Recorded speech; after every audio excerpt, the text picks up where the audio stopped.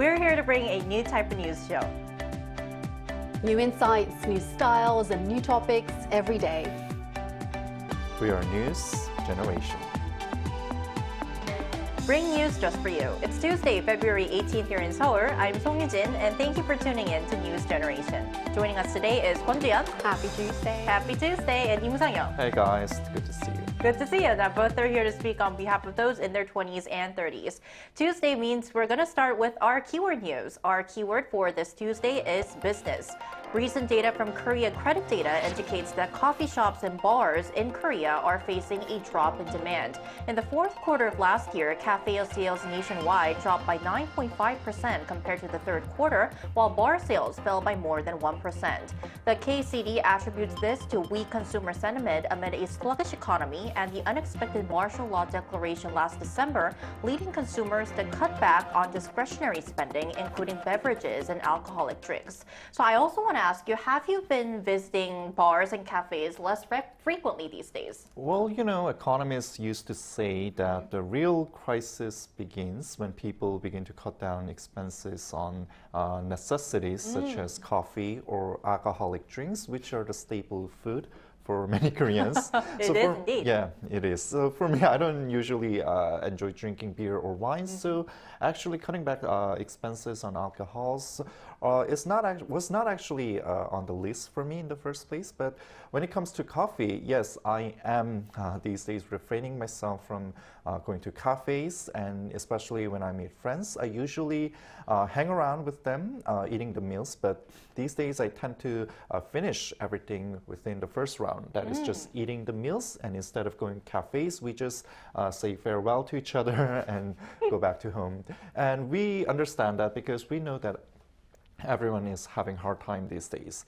And I've recently read somewhere in the article that people are also cutting their budget on gyms or fitness drinks. So instead of going to gyms, people opt for hiking or jogging on the streets, which are less expensive. So it seems that the economic crisis is also changing people's exercise habits. Right. It seems that people are cutting back on almost everything that they're doing. Is this the case for you too, Ji-yeon? I do agree with Sang-yeon about the gym expenses. So for me, I have also stopped spending on gym memberships and now prefer working out at home. Sometimes I'm even joining virtual classes over Zoom.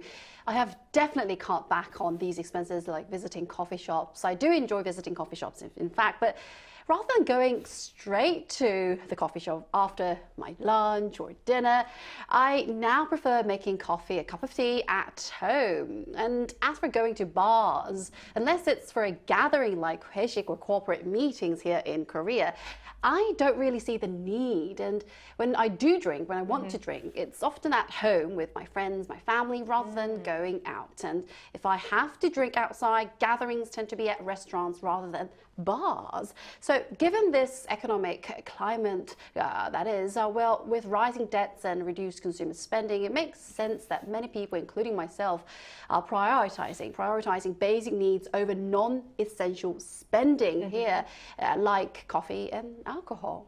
Well, saving unnecessary spending, it's good, but I hope that the economy gets a little bit better because businesses are struggling, like cafes and bar owners. So hope that we'll see a better economic climate as the year moves ahead. And that was our keyword news for this Tuesday. So we're now going to move on to our main discussion of the day. Tuesday means it's time to focus on the latest on Korea's cultural front. Take a look at the screen to find out more.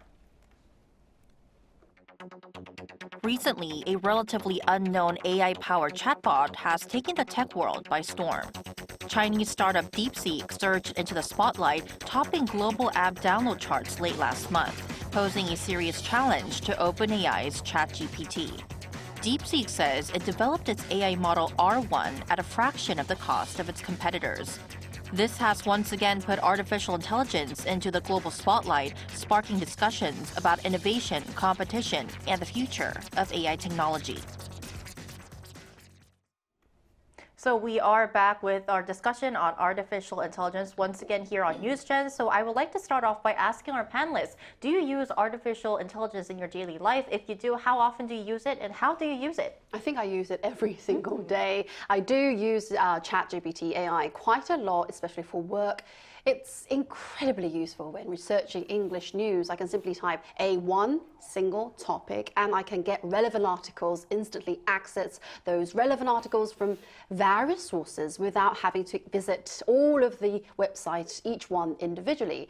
It's also great for language-related questions like checking and understanding recent English trends. What kind of language are they speaking now?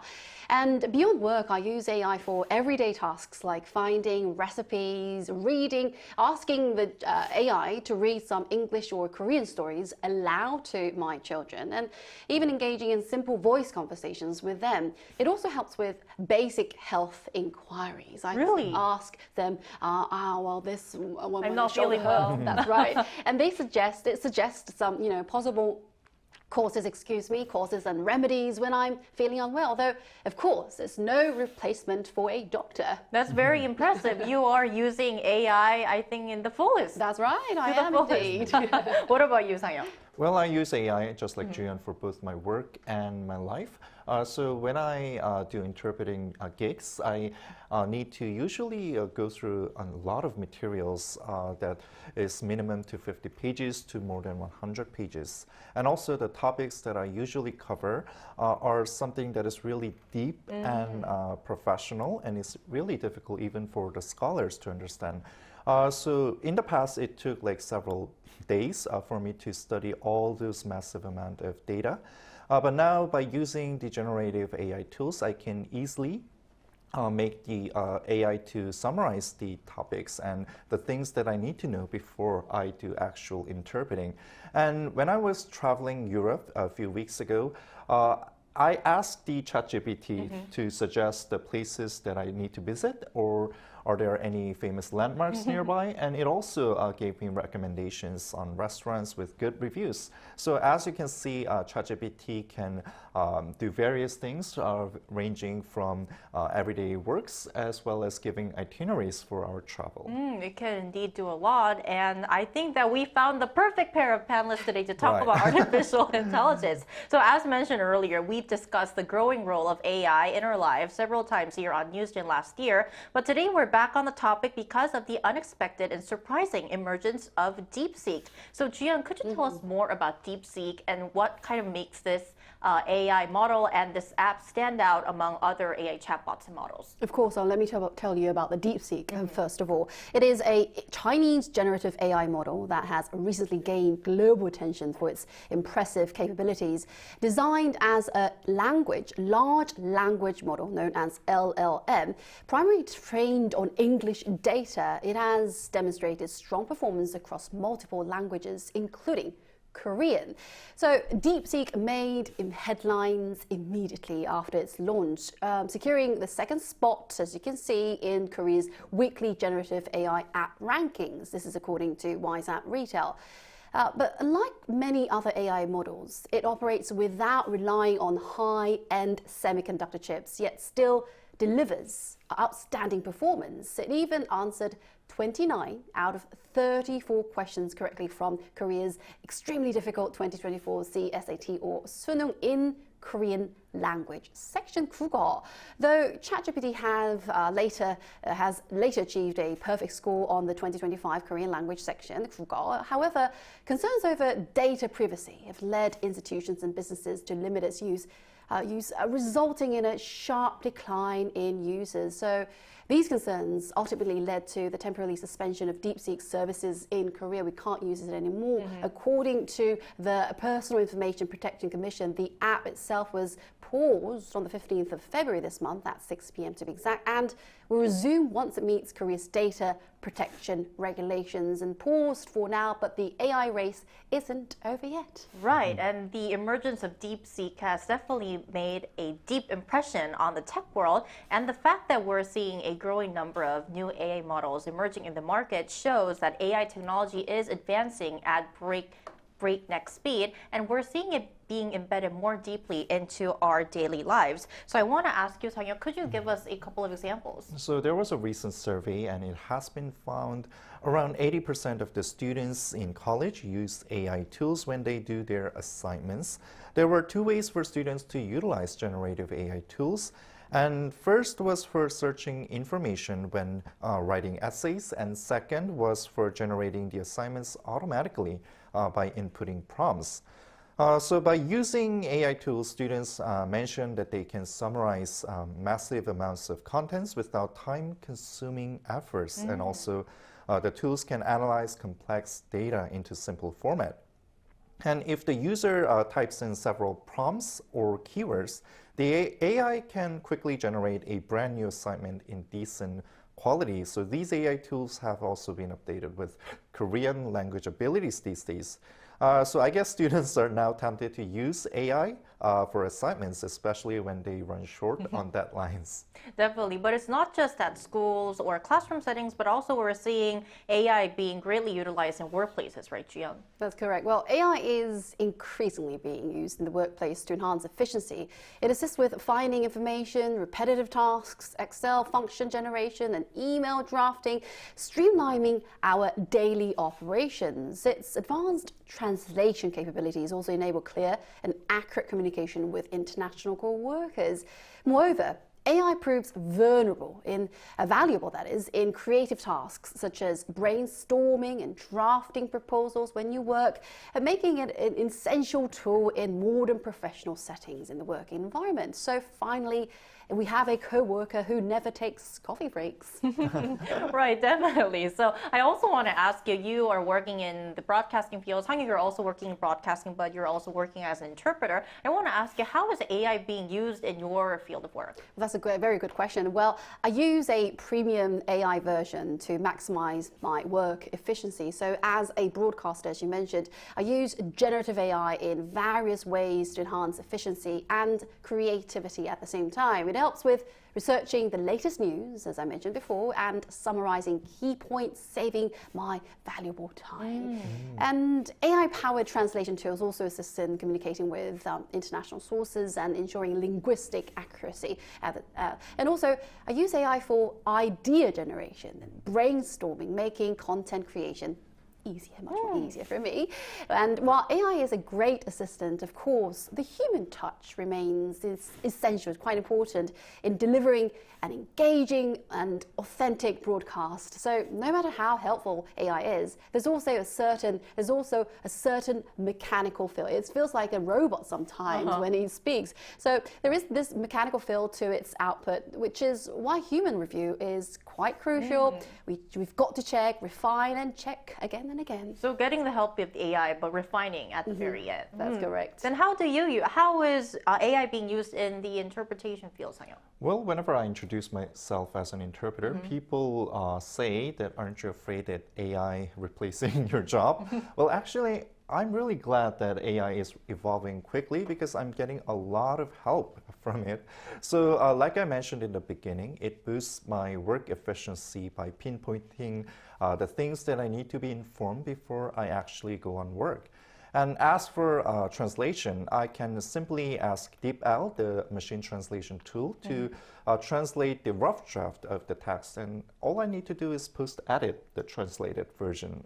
And also, when I teach students in college, in the past, I had to spend days and hours to prepare the class materials, but now with the help of ChatGPT and by inputting several prompts, it creates a fine-tuned class materials for me, so I can save a lot of time thanks to the AI. Right, so AI is definitely speeding up our work process, making it more efficient. But once again, it's not just in workplaces. AI is also transforming schools, as we mentioned before, and the creative world as well. So after the break, we'll be joined by a Gen Z student and musician who's integrating AI into his daily life. Stay tuned.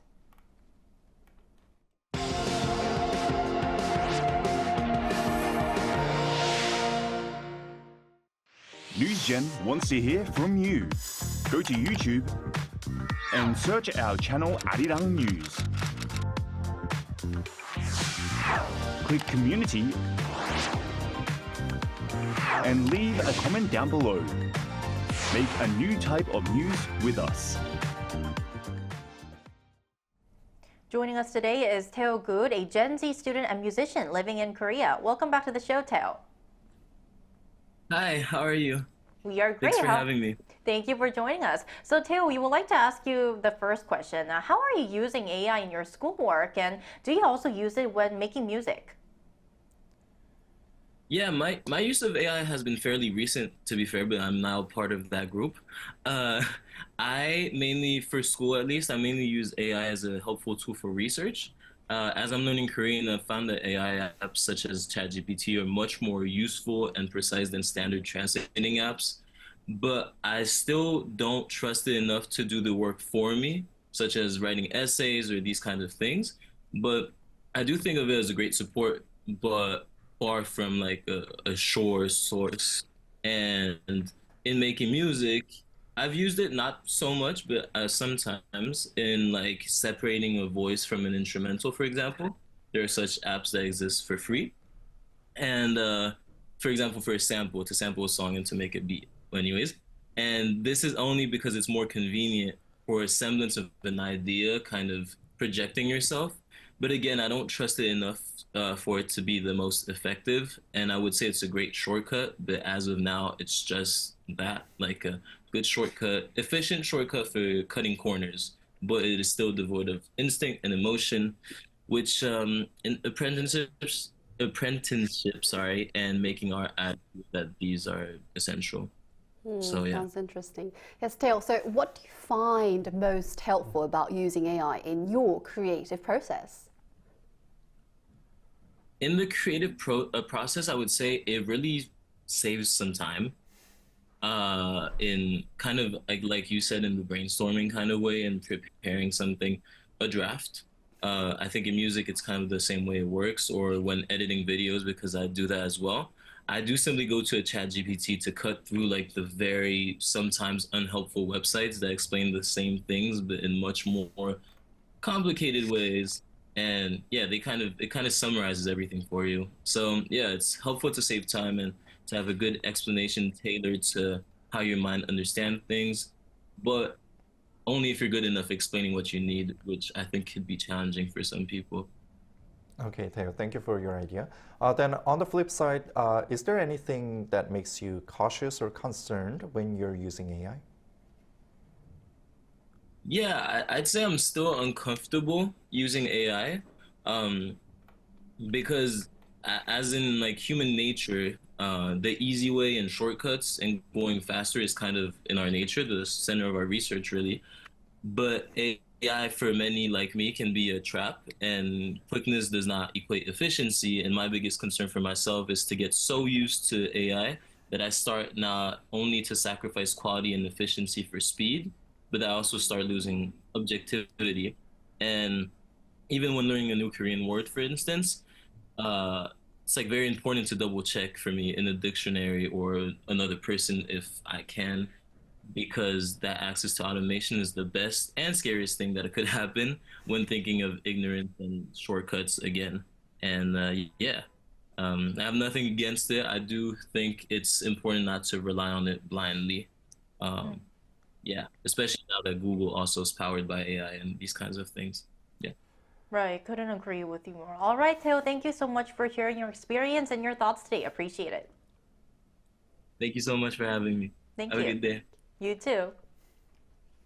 All right, so until now, we've heard how AI can be a powerful tool, but at the same time, as with any technology, there are concerns. So we're now going to break down some key concerns for our viewers. So what are the biggest controversies surrounding AI-generated content? Well, even before DeepSeek was launched here in Korea, there were many reports that have warned about AI services leading to corporate data leaks. According to CyberHeaven's second quarter 2024 AI adoption and risk report, around 74% of workplace ChatGPT users, their activities occurs through external accounts outside the company, posing a risk of AI processing, learning from, or even exposing company data to other users.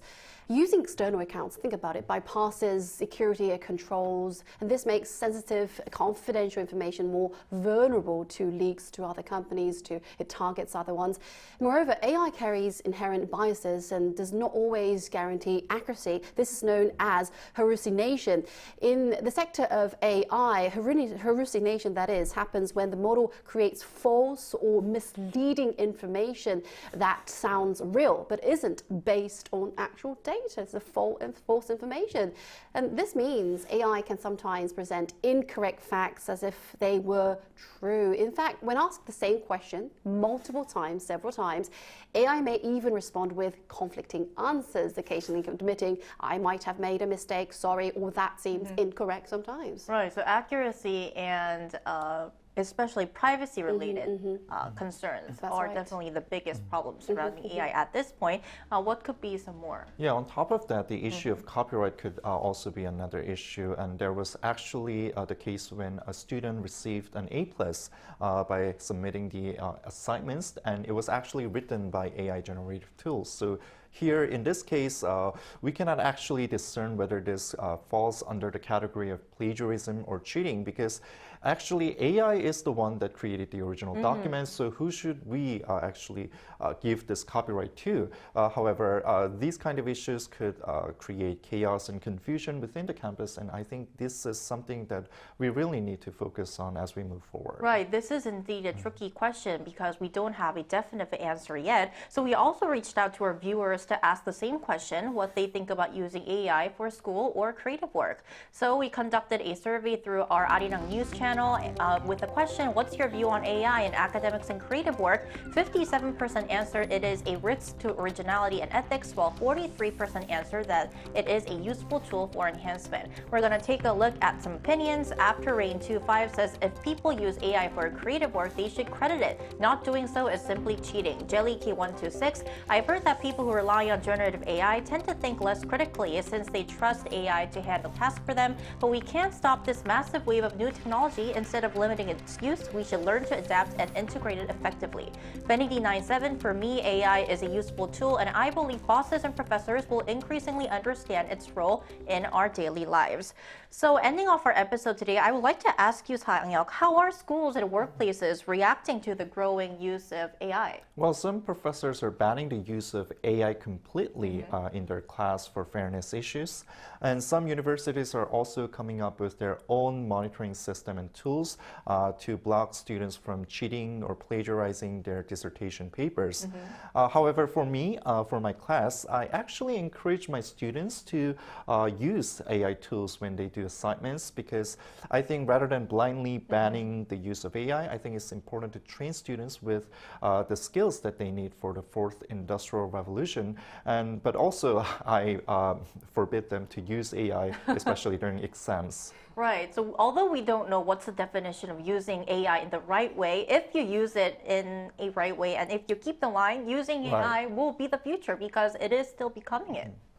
All right, that's all from us today, but NewsGen will be back tomorrow at 10:30 a.m. Korea time. Special thanks today to Kwon Ju-young. Have a lovely day. Thank you. And Im Sang-hyuk. Thanks for having me. Thank you. And thank you to our viewers for watching, and hope you join us tomorrow morning as well. We are News Generation.